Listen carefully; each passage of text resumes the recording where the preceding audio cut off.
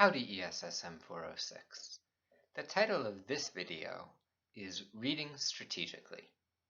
One of the challenges of college in general is that you tend to get a lot of reading and it's not always clear what's important, what reading do I really have to do, and how do I get the information that my professor wants me to get out of this reading. In this video, I'm going to give you a brief outline of the strategies that I use to deal with reading. I do a huge amount of reading. That's a large portion of my job as a professor. I read your essays. I read research papers.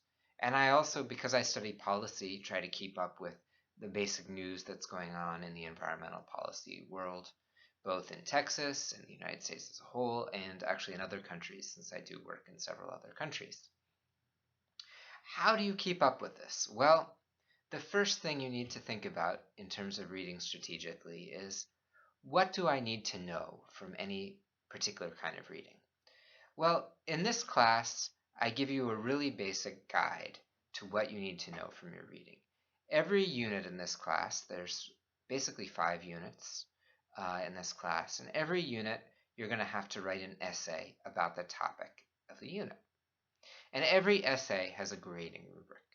And that grading rubric has a bunch of key concepts that you are going to be graded on for your understanding and ability to apply that concept.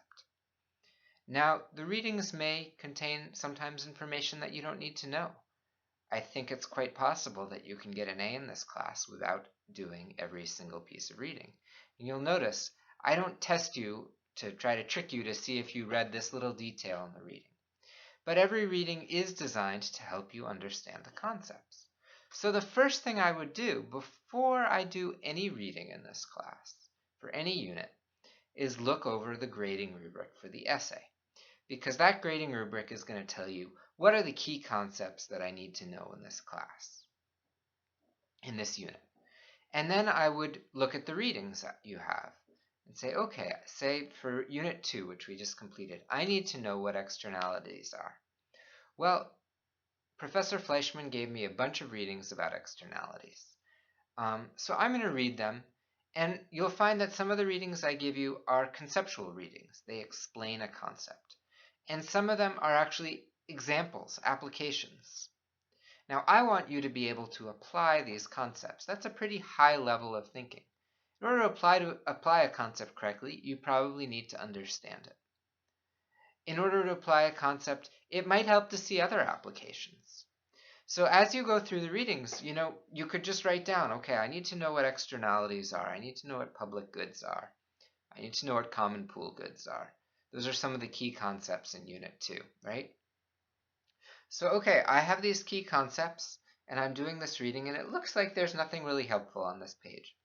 Skip that page. It may not have anything that helps you understand it. Maybe it'll have something that'll help someone else understand it. Okay, this is an application. Let me examine how they apply this concept.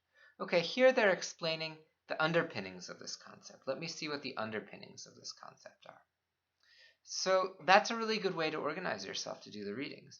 It'll help you move through the readings efficiently. It'll help you have a dialogue with the readings. It's often helpful to think about reading as a conversation between you and the author. The author is trying to explain to me a concept, and I'm trying to understand it.